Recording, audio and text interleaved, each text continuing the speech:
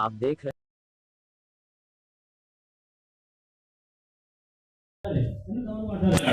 एक पोर्टल છે એના ઉપર તમારી માહિતી પૂછે છે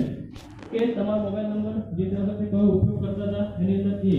આઈએમઆઈ નંબર છે કે જે તમારા આઈએમઆઈ બદલે હોય તે બદલે આઈએમઆઈ નંબર રાખવા પડે છે તમારું આધાર કાર્ડ અને બિલની આપણે કોપી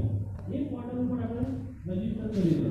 એટલે તમારો જે મોબાઈલ છે એ ટેસ્ટમાં મુકાઈ જશે ટેસ્ટમાં મુકાશે એટલે ભવિષ્યમાં જ્યારે બી જેને ચોરી કરીને એવું નહીં એ લોકો બીજા એને વેચી મારે મતલબ કોઈ જગ્યાએ કોઈ મિત્રને મળ્યો ત્યારે સીમ રાખી દીધું એટલે તરત એ એક્ટિવ થઈ જશે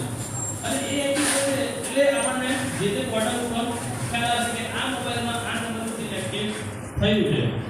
એ જાણકારી આપણે પોર્ટલ ઉપર મળશે એ પોર્ટલ દ્વારા આપણે એની માહિતી મંગાવીશું જે મોબાઈલ નંબરની છે અને એનું નામ એડ્રેસ આપણને મળી જશે અને એ પર ટ્રેસ કરી આપણે એ મોબાઈલ રિકવર કરેલા છે એટલે આપણે સાયબર ક્રાઇમ મેકાનિઝમ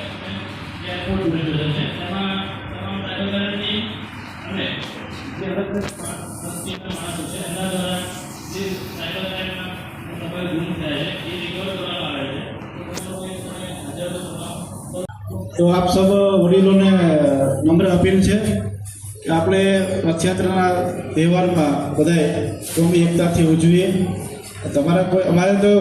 ત્રણ વાત જ કહેવાની શાંતિમય પૂર્ણ થાય કાયદો વ્યવસ્થા જળવાઈ રહે ટ્રાફિક વ્યવસ્થા જળવાઈ રહે એ બાબતમાં તમારા કોઈના સજેશન હોય તો આવકારે છે હાથ ઊંચો કરી કહી શકે છે નહીં તો આપણે અહીંયા પ્રોગ્રામ